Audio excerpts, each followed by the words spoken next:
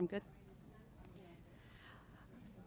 Okay, so good morning, everyone. We're going to go ahead and get started. Again, my name is Angie Osborne with the Ohio Association for Gifted Children. I want you just to take, before we jump into our presentation, I want you to take just 1 minute and jot down on a scrap piece of paper on your agenda somewhere handy. I want you to write down just one hope and one fear that you have about this PD. One hope and one fear.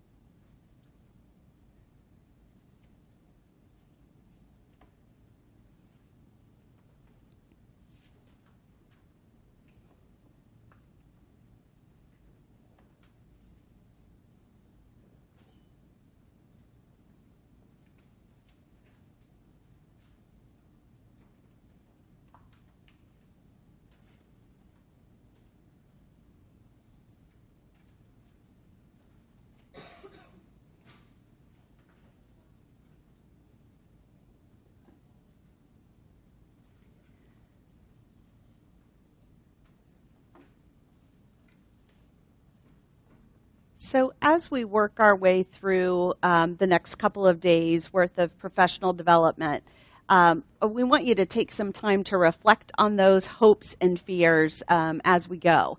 And hopefully that will help guide some of your questions that you may have, things that you are hopeful for. If by the end of this PD you feel like you still have unanswered questions, please bring those up to us, and we'll do our best to get those answered for you.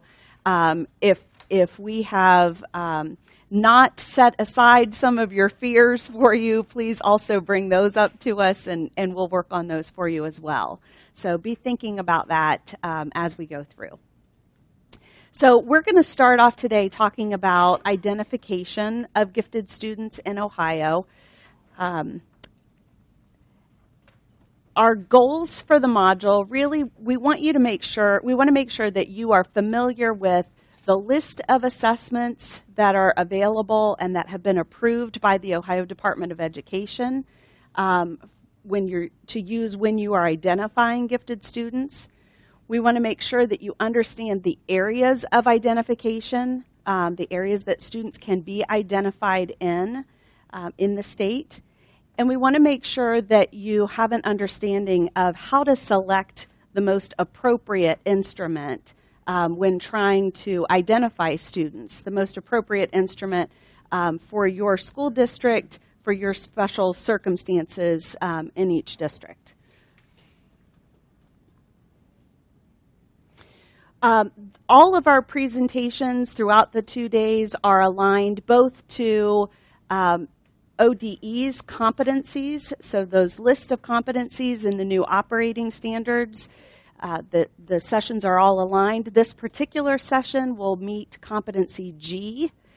And then we've also aligned each one of the standards, each one of the presentations to the NAGC standards for teacher preparation as well. So if you have any questions about that, you can talk with us about that.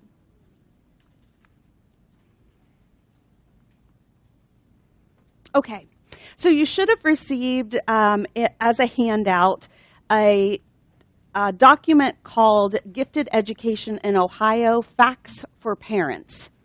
And if you will pull that document out, I want you to take just a couple of moments, read through the fact sheet, and I'm going to give you a specific assignment to do as you're reading. So I want you to mark anything that is new learning for you, an aha from your reading. I want you to mark with a star.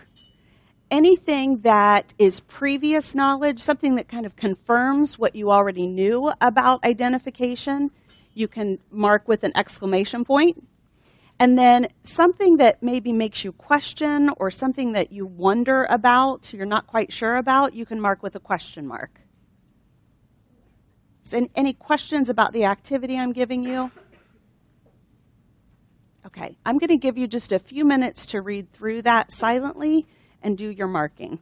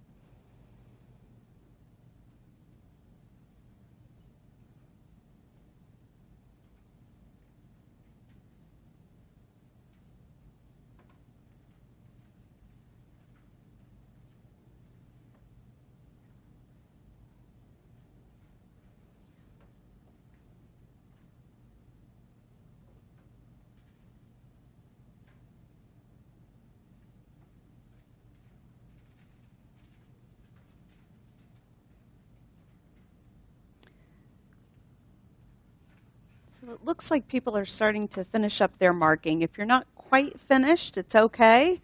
I do want to give you a moment, though, to share with a partner at your table, just an elbow partner, what you marked as a new learning, as your aha, and maybe something that you still wonder about. So turn to a table partner, take just a moment, and share that information.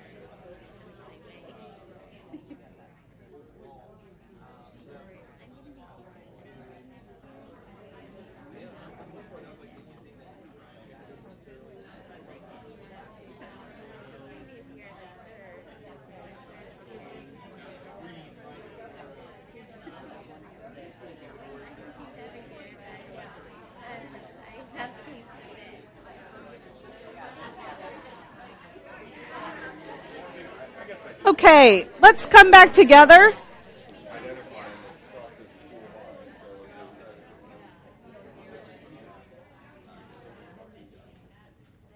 If we can come back together then, I'd like to hear what some of your ahas were, some new things that stood out to you, or some things that you had questions about, things that were surprises to you. Yes. For me, it was four major categories where a student could be identified. I think a lot of times people just think of it as the academic or the cognitive ability. I did not realize creative thinking or visual performing arts also qualify a student to be gifted. Okay. So looking at those four categories, and we're going to dive in a little deeper into the four categories here in just a few minutes. What else? What else was new learning for you?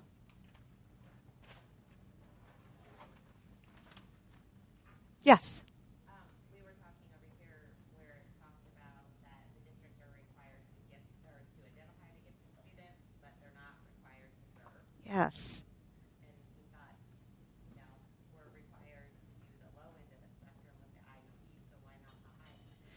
Yeah, so that is usually something that does get a few raised eyebrows, is this idea that in the state of Ohio we are required, we're mandated by law to identify students as gifted, but there is no mandate to provide gifted services. The caveat to that, though, is if a school district in Ohio chooses to provide gifted services, then there are a set of rules by which they have to follow.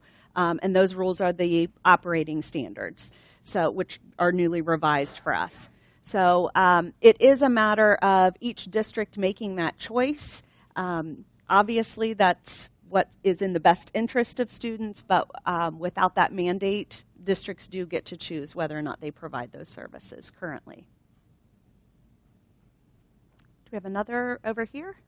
Was there another one? Did you have one? Well, we were discussing the differentiated instruction, regular classrooms with support from the gifted intervention specialist. Mm-hmm. So in our district, the teacher is supposed to be the gifted intervention specialist, but then we have a gifted person that will come in our room as well. Okay. So a gifted intervention specialist is someone who holds the gifted endorsement, is what they're referring to in that document. So if you are a gifted service provider, so if you are a regular classroom teacher and you are providing a gifted service, you should still have a gifted intervention specialist who you can collaborate with, who you can ask questions of, someone who can help you find resources that are appropriate for your classroom. And that's really what that support piece is. Good.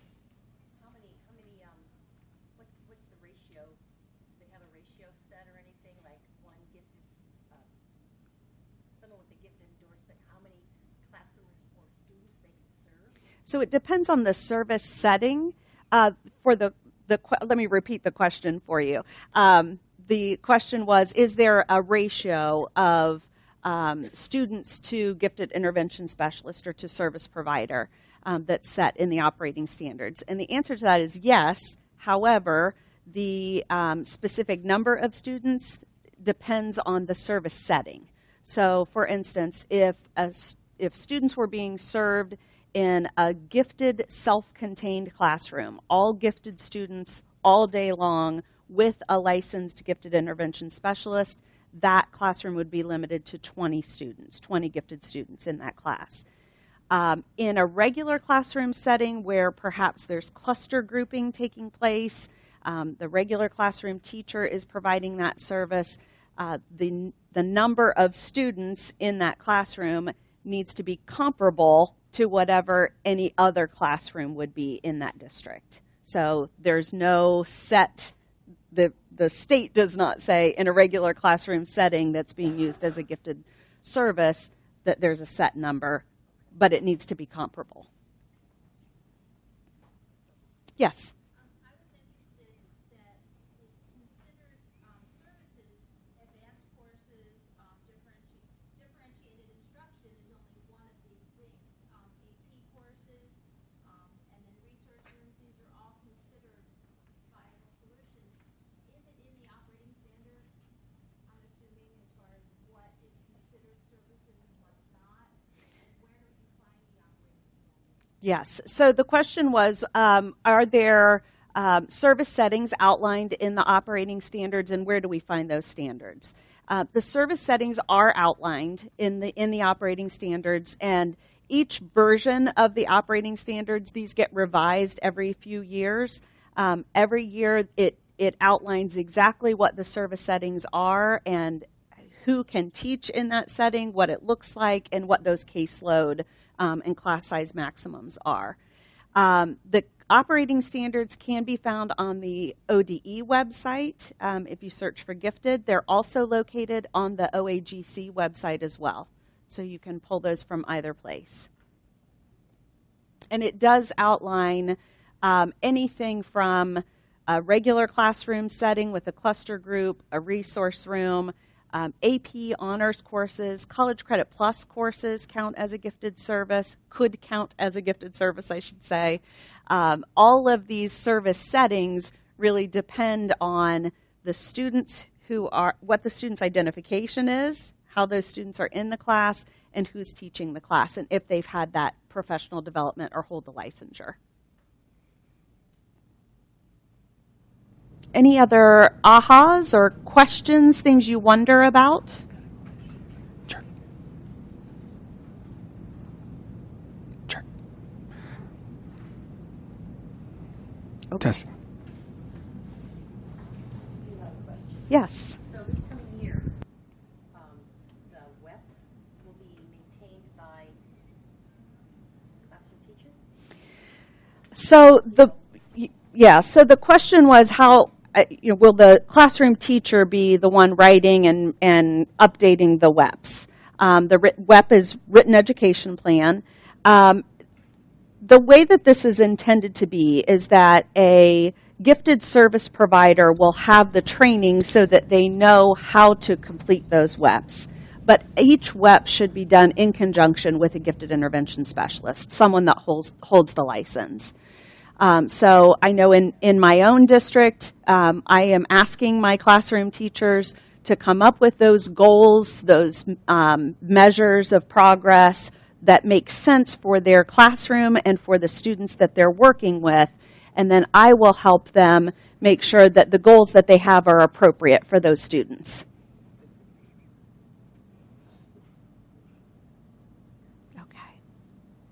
Okay.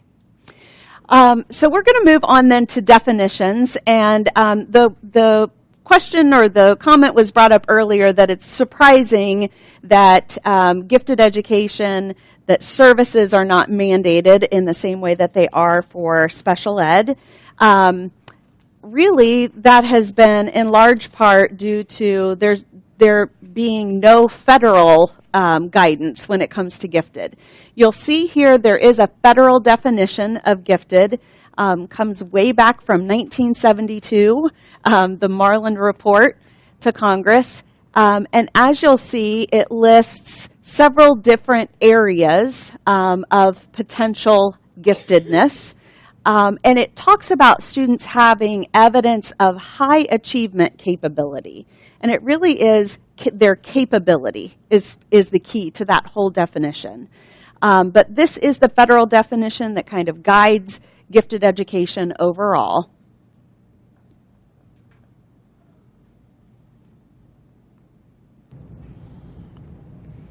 When you look at gifted students nationwide, the range tends to be 6 to 10%. And within a given school district, that could be higher, that could be lower. Many times we'll see that in a school district, it's anywhere from 10 to 20% of a population will be identified as gifted.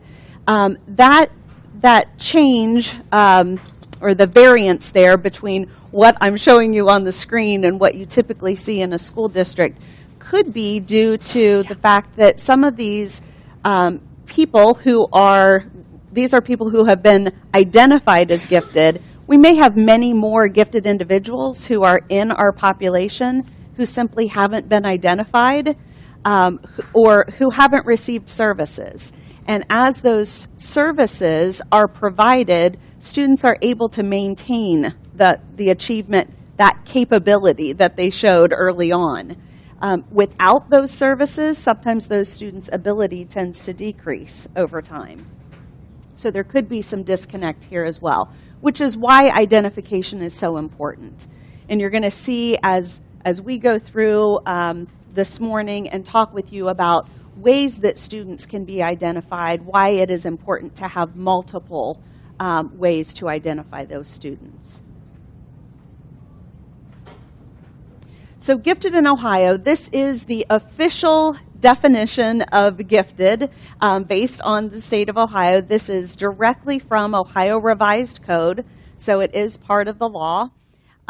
You'll notice that, again, just like the federal definition talked about the capacity of those students, this definition from Ohio talks about potential for performing. So those students demonstrate some kind of potential for performing at remarkably high levels of accomplishment. It is important to keep in mind that it is a comparison based on age, experience, and environment.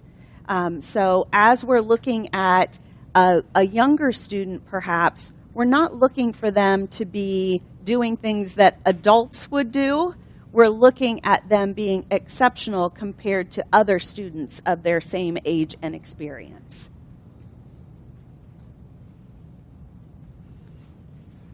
So as we dig a little deeper into Ohio Revised Code, the two areas, and this gentleman brought up earlier that these are the areas that people typically think about when they think about giftedness in the state of Ohio.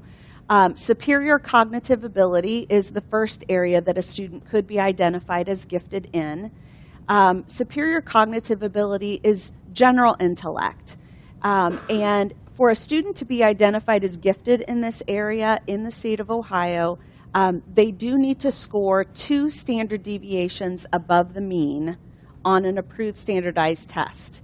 So depending on the specific test that's being used, that could be around the 130 range. Some tests will bring that down as low as 124 could be an identified score, a score to identify a student as gifted with superior cognitive ability. Again, it just sort of depends on the test, the specific instrument that's being used. But 2 standard deviations above the mean would identify a student with superior cognitive ability. For the specific academic ability, then, we're looking at the areas of reading and or writing, mathematics, science, and social studies. So our 4 core subject areas. Students who are identified as gifted in one of these specific academic areas have to score in the 95th percentile or above. It needs to be a nationally normed test, and it does have to be a test that's on the approved list of assessments. We're going to look at that approved list in a little bit, so you'll have a chance to see all of the assessments that have been approved and get an idea for what types of tests are used for this identification. But that 95th percentile is what we're looking for an identification. The other 2 areas that a student can have a gifted identification in are creative thinking ability. And creative thinking ability is a combination of that general intellect and some behaviors that show creative thinking ability. So for the creative thinking ability identification, a student has to score 1 standard deviation above the mean, as opposed to 2 for superior cognitive identification, 1 standard deviation above the mean on an intelligence test, and then they'll also have to score what they term a sufficient score on an approved test of creative ability. Again, that score is going to differ depending on which test is used. Also, instead of a score on an approved test of creative ability, many districts use a checklist of creative behaviors, and there's a certain score that a student would have to meet on each one of those checklists as well. In the case of the checklist, it's not the student completing the checklist, it is the teacher who's completing the checklist. So observed behaviors in the classroom.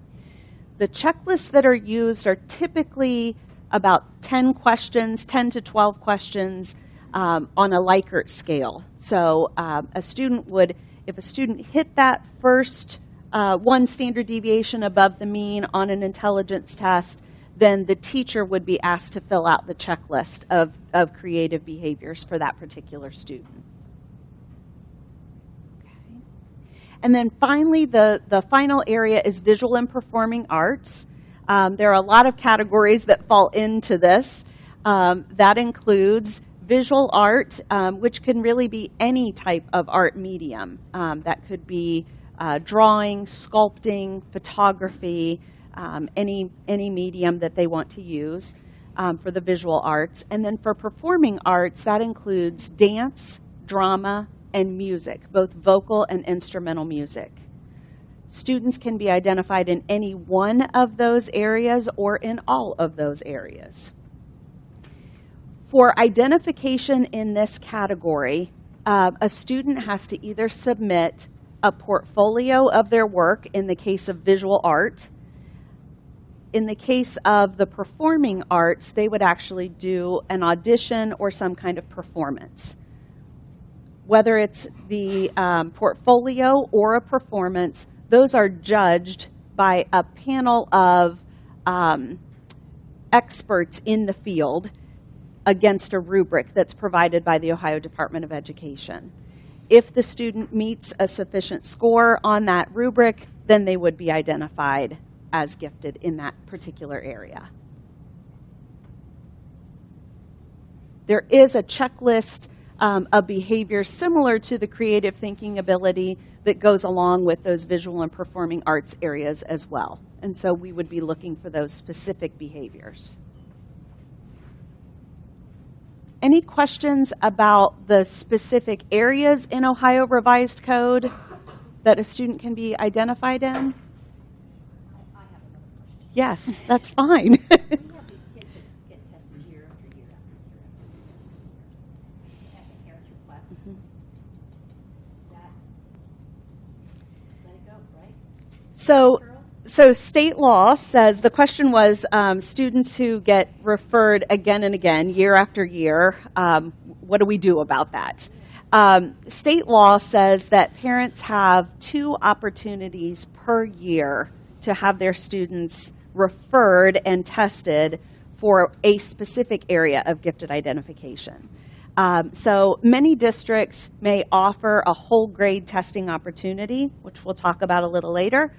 That can count as one of the opportunities for a student to be tested, but if a parent would like their student tested again in one of those areas, they can absolutely request that up to twice a year. So we just, that's a, State of Ohio recommends that, just let it go, right? It is part of state law, actually, so yes, yes. I'm not trying to say we don't encourage it, I'm just saying, how do people feel about that? Yeah, Why do we keep doing that to kids for 4 or 5 years? yeah.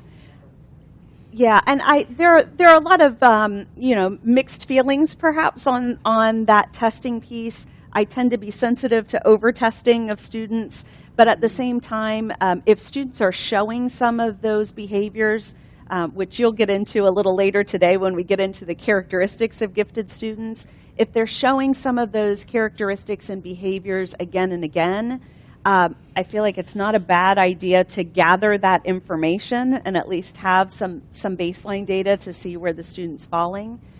Sometimes it's a matter of changing the assessment as well. If a student is testing with one particular assessment each time and isn't scoring in that 95th percentile or above, perhaps a different assessment may make the student may be able to connect better with. So. Do that.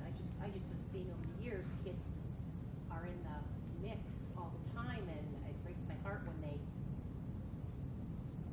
say what kids say. Yeah, You know, yes, when their peers make it and they don't, and da-da-da-da-da-da. sure, absolutely. But, so it's just open, it can just be open then, just parents can request and let us know, worry about it. Yeah, so many districts will have a window in which students can test, or parents can put referrals in and they'll test within that certain window, but we are required to give the 2 opportunities if a parent requests. If I could just jump in here in regards to that, I see a lot of that as well. And so if you see that consistency, to then maybe have a conversation with the parents as to why they are referring so many times, especially if you're getting consistent data with different assessments that they're scoring pretty consistently. Having that conversation to the parents as to what it is that is, driving them to do the multiple referrals, and then through that maybe you can get an idea, and then it could possibly be addressed in the classroom or that kind of thing. But yeah, it's nice to have consistent data to then talk to the parents about. Sometimes that doesn't help, but taking the time to figure out why so many referrals is good. Any other questions about the areas of identification? Yes. I have one question just about the fact sheet for parents. Do you know when this one was the superior cognitive ability section? There's a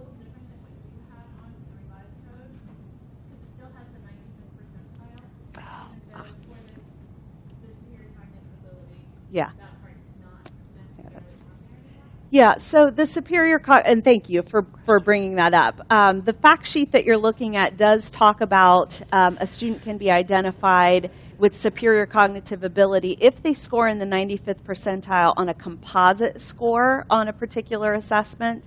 There are very few assessments that are available today that offer that composite score that cover all of the areas that need to be covered in order to get an appropriate score for a superior cognitive ID. That provision does still exist. I believe it is the Iowa Form A. I'm looking to my colleagues for verification there. Iowa Form A, if all sections are given, including the reasoning piece of it, that's really the key to getting the full composite that would give you a proper identification for superior cognitive ability. So that one does still exist. So is it 95th percentile in all areas or as The composite. of all of them? It's the overall composite for the entire assessment. Yes. That form may be the complete battery, is that what it's referring to? The Form A complete battery, yes. Yes. And all to be identified specific academic. I thought it was 95% in 3 of those areas. Oh. Also qualified. Okay. Is that still apply? No. So for identification, a student only has to be identified in hit the 95th percentile for a specific academic area in one area for gifted identification. Your service criteria in your district may be different. Some districts will say that in order for a student to receive gifted services, they have to have a specific academic area and a superior cognitive identification in order to receive services, or they have to have an identification in more than one area in order to receive services. So service criteria can be set differently than what the identification criteria is. Districts get to choose their service criteria, but the state of Ohio determines the identification criteria.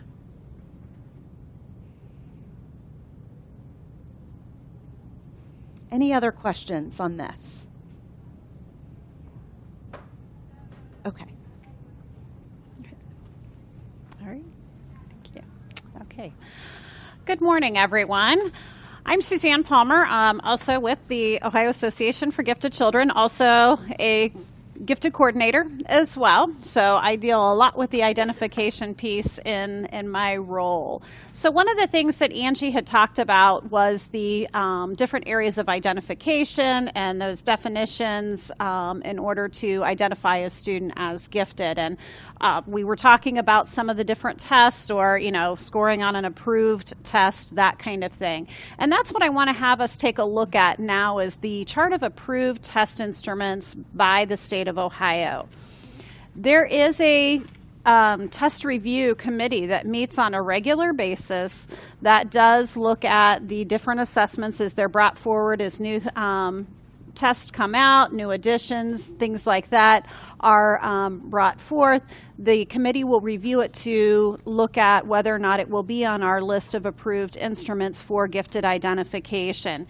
You'll see we have handed those out around your table.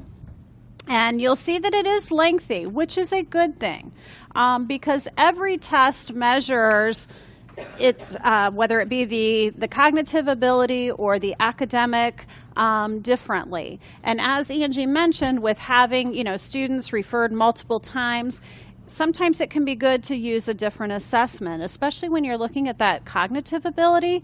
Some of our students may be stronger in the verbal area, whereas other students may be stronger in that nonverbal. We find, especially with some of our EL learners, our English learners, that a nonverbal test may better give us a measure then that shows us where their overall cognitive ability. So it's important for us to take a look at that list and see what matches our needs with a particular student. So what I'd like you to do now is to take a look at that chart of approved test instruments and highlight any test that you have heard of or you have seen administered in your district. So go ahead and take a look at that.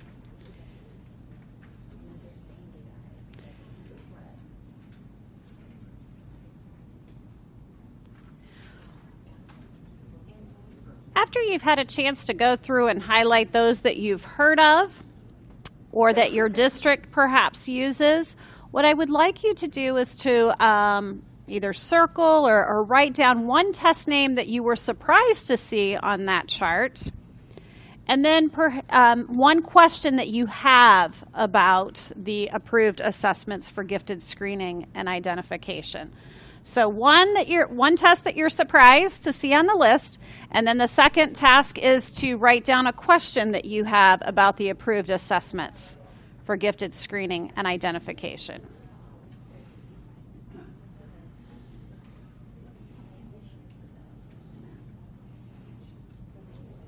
And once you've done that, you can turn to an elbow partner and share what you've written.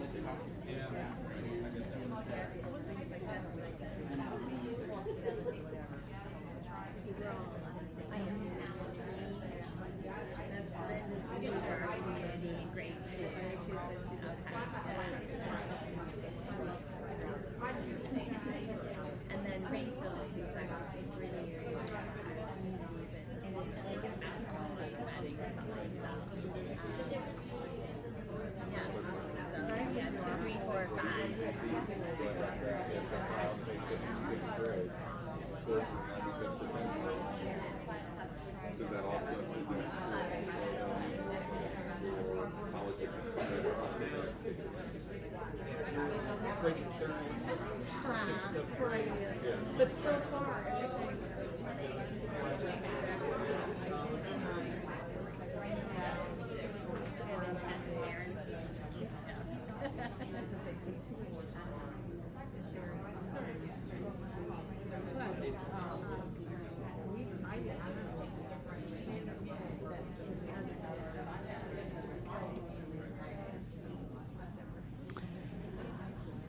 Okay, let's go ahead and come back together as a group.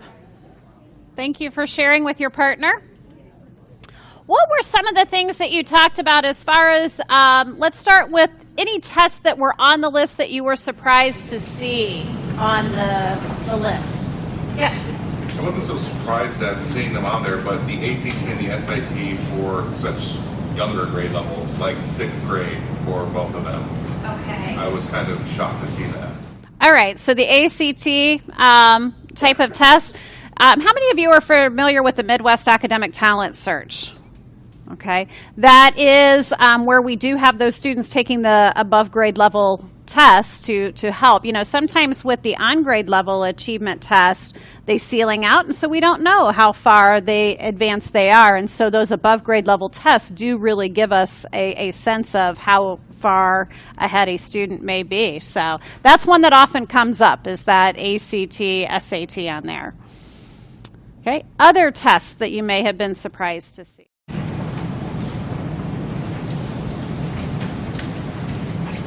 That's usually the one that shows up. Okay, how about any questions that you have about any of the assessments on the list? Yes. It goes back to the ACT, but if a child is identified in third grade, say, and they test, like, let's say they take the ACT as ninth graders, do they have the ability then to be identified as gifted, even though they may not have been in third grade based on that ACT score, or could the reverse be true, where they were identified in third grade, but, they haven't achieved that level and they dropped?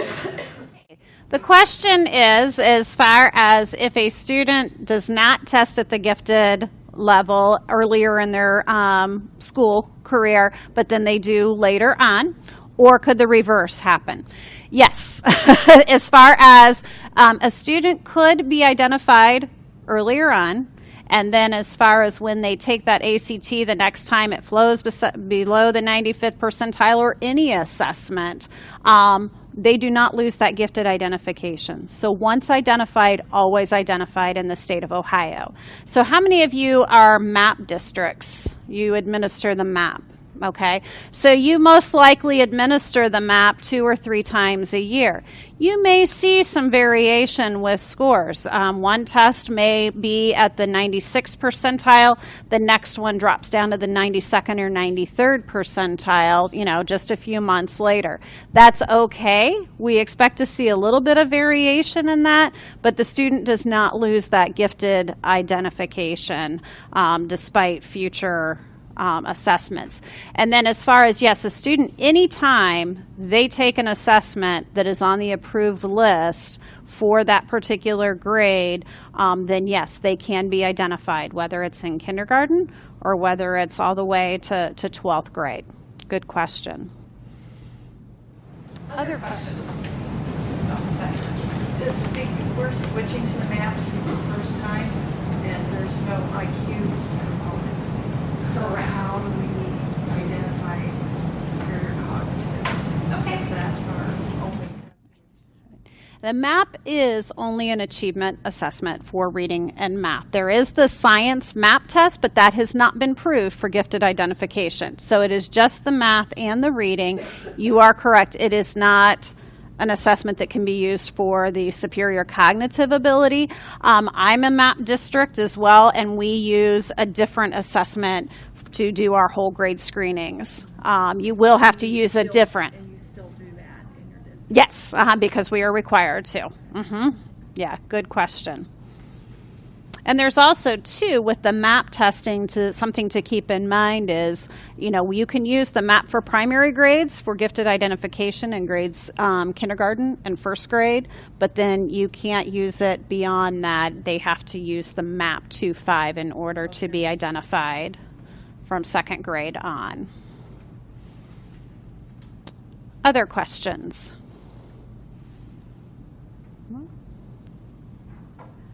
All right. So this goes back to the question the conversation we just had about the MAP testing and being used for the reading and math, and what do we use for the cognitive, because we are required at a couple of different times in a child's early education, K-6, to be whole group screened. And that is what is up here on this particular screen. This has changed with the new gifted operating standards that will go into effect July 1. And you'll see that for the requirements for creative thinking, superior cognitive ability, math and reading, those need to be done once in the K2 band and then once in the 3-6 grade band. The nice thing with the creative thinking ability is that you can do it in tandem with your superior cognitive testing, because you can use that same assessment. I know that's what a lot of districts will be doing, is when they get those results back from the whole group screening for the superior cognitive ability, they'll use that information to then go further in the process for the creative thinking ability for those students who meet that one standard deviation above the mean to fulfill that requirement. And then math and reading is also required. So if you are a MAP district, you're doing that ongoing assessment, and so you're covered with that. Other districts will administer that math and reading in either, I think most districts do second grade and around fourth or fifth for that second, but every district is going to be different. The only thing is it has to be done. And then, as we talked about previously, at least 2 opportunities per year for the referrals. But if you are in a grade level, if you teach in a grade level where that whole group screening goes on, such as if you whole group screen in second grade and you have a second grade student who's been referred by a parent, they get 1 referral for that particular area because you're already taking care of the with the whole grade screening. And that is open K-12 as well for the referrals. So, questions on the requirements? So the creative thinking and the superior cognitive are 2 different tests, right? You can use the same test, and then there's the checklist component then that goes with the creative thinking ability. So, for instance, I know that what I will be doing is when we get our 2nd and 4th grade scores back, I will be going through looking for those that met the requirement on the 1 standard deviation above, and then that's when I will work with the teachers to distribute those checklists to see if they qualify as gifted in the area of creative thinking. Yeah, which it's nice. It's not another test for the students. They're already, that's their piece they're already doing. You use 115 then as the IQ? Depending on the assessment, yes. Depending on the assessment. Do you do the plus or minus? Yes. So it could be 112. The standard error measure, yes. Yes. And that's what's nice about this sheet here is it does give you those different benchmarks. Yeah, because they all are slightly different based on that definition of the 2 standard deviations and the standard error measure. Other questions?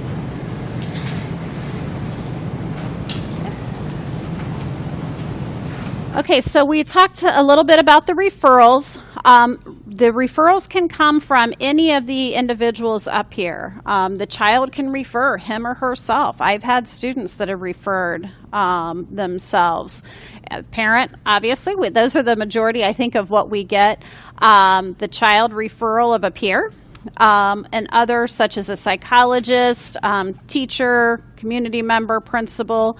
But if the referral comes from somebody other than the parent, you do need to get parent permission in order to assess. You do not have to get parent permission if you're doing a whole group screening, but with an individual referral like this, you do need to get that parent permission. Now, you do need to do some notification as far as that whole grade screening, and that can just simply be on your district's assessment calendar, newsletters that go home for those particular grade levels, things like that. Once you do get a referral, they must be completed within 90 days of that initial referral. We talked about how the whole grade testing can count as one of those opportunities, and then assessment results must be reported to the parents within 30 days of receipt. So as soon as you get the MAP scores back or the testing for the superior cognitive ability, you have 30 days to get those scores out to parents.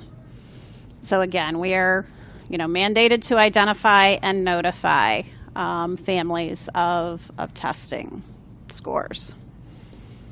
Questions on that piece?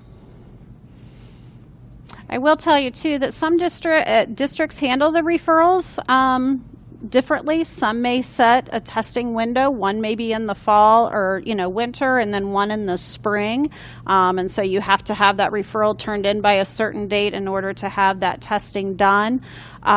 If it comes after that date, then it would go to the next testing window. Other districts keep their referral window open all year. It just depends on the staffing you have, your population, things like that. Okay, so we have a profile here of a student, Cindy Cupcake, and these are some of the scores that we have on her. We have Ohio State test results from 6th grade. You'll see the different areas in which she was assessed and where she scored, and then a history of testing that we have for her as well. So what I'd like you to do at your table is look through those scores, use your chart of approved test instruments, and determine if Cindy is gifted, and if so, in what area or areas.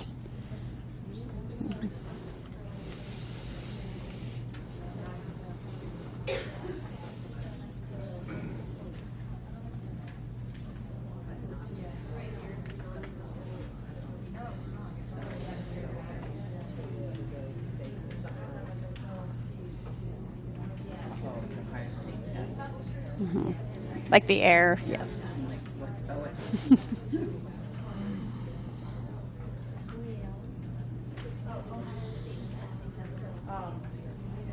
Yeah. Mhm.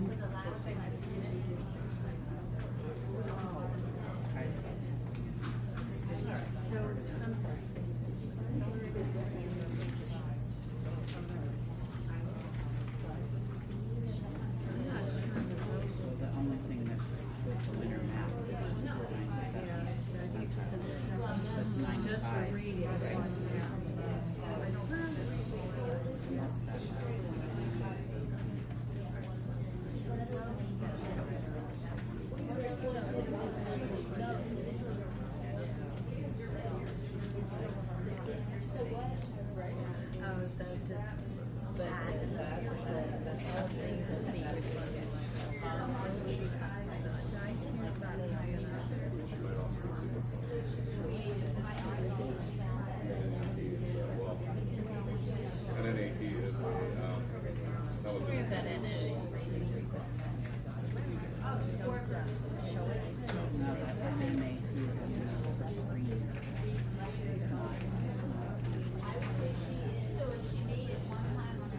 depends on when she put it in. When she was 5 to 11.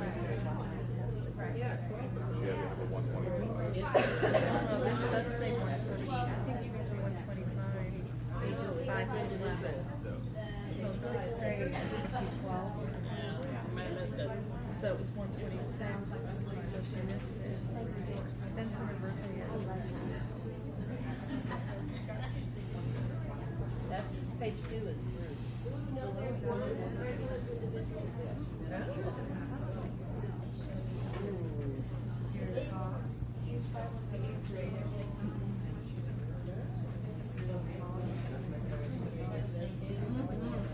For sure.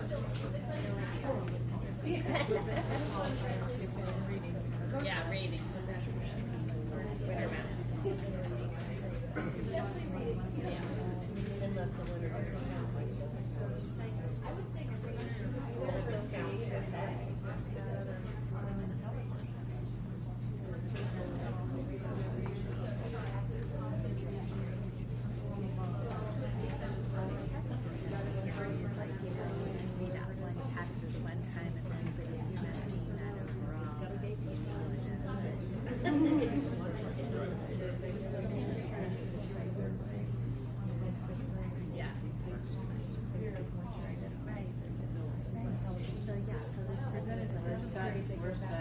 And then AT on it. It's on page 2. On the left. About a third of the way down. The neck Leary non-verbal Ability test. Oh. Here.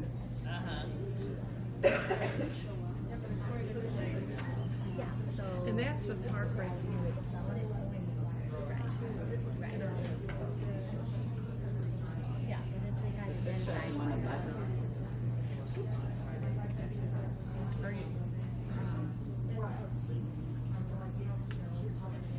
They have by ages 5 to 11, it's 125. Age 12 to 17 is 126. So if she's a 6th grader, she's I must be looking at the wrong thing.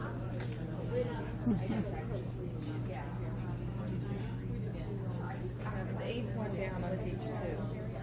Yep, there's a group and then there's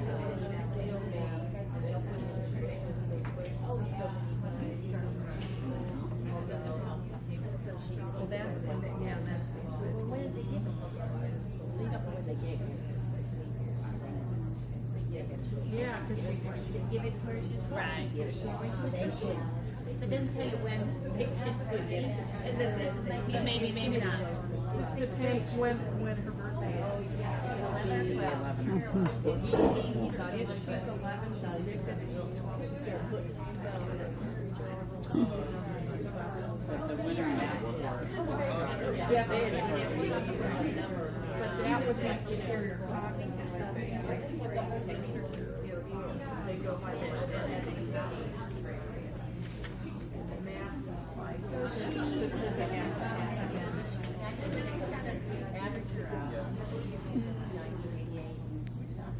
Yeah, I don't know what the ruling is on that. Whether it's an average for the year or can one test qualify you.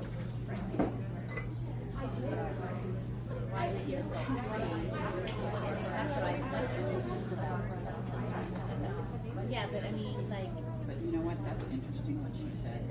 We always test I guess a whole group. Right. But then a parent, then that's counted as one of their tests. Right. So a parent can't really have say, hey, I want to test them in October when we do it, and then I want to test them again. Right. But well, I didn't know that. Have you been waiting? I don't know. I have no Well, I think we were, it's been many years since they tested this. Okay. Raise your hand if your group needs a little bit more time. Okay, so let's go ahead then and talk about what you concluded within your groups. The first one is Cindy gifted? Were you determining that Cindy was gifted? Yes. Okay, what area or areas would we be identifying Cindy as gifted? Reading, okay, and in what measure did you use for that gifted identification in reading? The winter map testing, okay, good. Now math up there, is she scoring advanced? Did anybody look at that from her state testing and see that she scored advanced? Somebody just said that doesn't count as a test. Is that correct? That is correct, yes. The state assessments that we give every year are not on the approved test list. So they cannot be used for gifted identification, okay? They're measures that we use for instructional purposes and things like that, but it does not apply to gifted identification. That's right, that's right. As far then as the standardized test data, you pulled out that she was identified as gifted in reading with that winter map score at the 97th percentile. Any other areas? Possibly supercon. Possibly supercog. Talk to me about why possibly. Because we do not know when it was taken. If she, on the last test, the NMAT, if she took it when she was 5 through 11, she only had to score 125. 12 to 17, she had to score 126. Okay, that is very true. We would need the information as far as the date in which she took this assessment and how old she was to make that determination for the gifted identification and superior cognitive. Good job. Good job. Any other thoughts on this profile? Yes. Could she be in, like, with the creative thinking, since we only have to get a 110 or a 111 for grade? So that would then, you would go the next step To the check. to the checklist. Absolutely right. So with that one test, we can use it for the superior cog and then the one piece of the creative thinking. Good job. Yes. Or just move her on to another assessment. So this is a screening level, and she could still be superior cog on another assessment. Okay.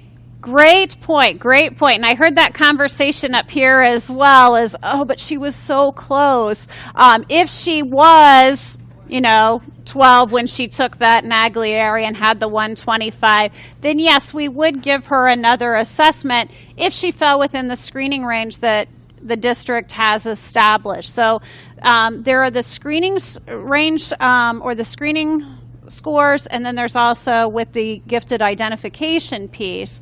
If a student does score within the screening range that the district has indicated, then you would give a different assessment. For example, in my district, we administer the Cognitive Abilities Test, or the COGAT. The cutoff for that is a 128. We look at those students that scored between a 120 and a 127 for retesting with a different assessment. Every district is different as far as what their screening range is. But yes, when you have them so close, it is a good idea to take another look at them to see if they can't get that identification using a different assessment. How many of you are classroom teachers? Okay, so the majority of you are classroom teachers. You often have students that come in and out of your class through the year, possibly. I really encourage you to become familiar with your students when they come into your district and go through their files. Sometimes they get there a little later than we would like, but definitely dig into those files to see if there are any scores that do put the student at that identified level, because you may be then opening up the opportunity for services for them. And sometimes those things get put into a student's file and it may be, overlooked, things like that, with that information coming in. So I really encourage you to be a little familiar with the gifted identification piece. Some other things to look for in addition to the scores is if a student has a written education plan in their CUME folder coming from that other district. Any student that has been identified as gifted and served will have to have a written education plan, and that can at least allow you to start digging a little bit deeper. While they received one service in a different district doesn't mean they're going to qualify for service in your district, depending on what you offer, but at least it gets you to start digging and seeing what areas of identification they may have. Okay. So this is an example of one district as far as when they test. With that K-10 or the whole grade assessment, they do the MAP, so that takes care of all grades. It's more than what is needed. One of the things that I will tell you, if your district administers a test that is on this approved test list, it must be used for identification. You cannot decide, we're not going to count the scores from the spring MAP assessment. We're not going to look at them for gifted identification. If it is administered and it is on this list, you must use it for gifted identification. Okay? Now, service is something completely different as far as what districts require for service. But when it comes to that identification piece, just to reiterate what Angie had said earlier, you must follow the state revised code. Okay, and then this particular district does their whole grade screenings at grade 2 and 4 with the COGAT, and then that Renzulli checklist for the creative thinking ability. We do that once a year, and then with the referrals ongoing. These are the different assessments that they use. It's also important to make sure that whatever test you are administering or that your district is using, that it is following the guidelines of the technical manual from the publisher, and who is trained or meets the criteria for administration of that. Okay. Questions that you have on identification in Ohio?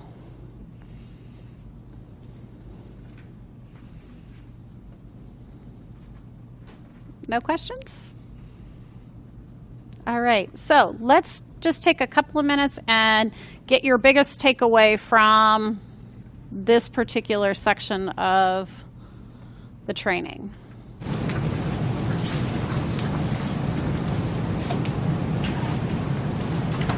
Any takeaways? Yes. Well, I like how you just reinforced that if your district gives a test like the MAT and you give it several times a year, you must use that to identify. Yes. That is required.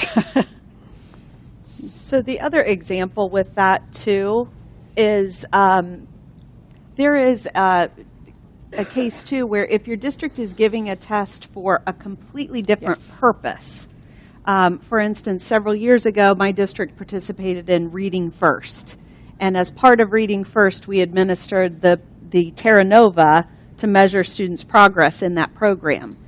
The Terra Nova, because it is on that chart of approved assessments, even though our district was not specifically administering that for the purposes of gifted identification, if a student scored in the 95th percentile or above on any one of those subject areas, we were required to identify that student as gifted. So again, you need to make sure it's not only can you not exclude a particular test window that you're administering one of those assessments, but even if it's used for a different purpose, you are also required to identify from that. A good example of that is with special ed referrals, and if they're doing any IQ testing, a lot of them will use the WISC or the Wechsler Intelligence Scale for Children. That is on the approved test list, so therefore it should be used if the students hit that score. And another one would be early entrance to kindergarten. I have the students that score in those ranges, early entrance to kindergarten testing, and districts won't want them to have that gifted identification.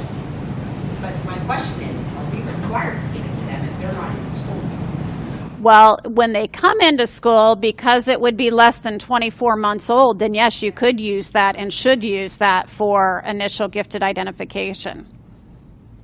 Yeah, and that's the other thing that we didn't talk about is that, you know, to make that initial gifted identification, the scores have to be less than 24 months old.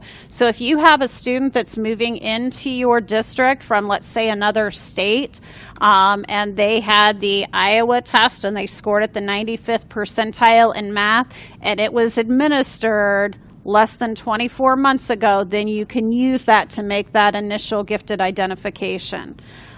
Some of the private schools and things like that around, they don't do the gifted identification, but they administer these standardized tests. Again, if they're less than 24 months old, you can use that for the identification. So in the case of early entrance, while they may not start that year that they're looking to come in early, when they do come that following year, those test scores would be less than 24 months old, and so therefore need to be used. Other takeaways? Questions on that? All right. Well, thank you very much. I believe we're going to take a break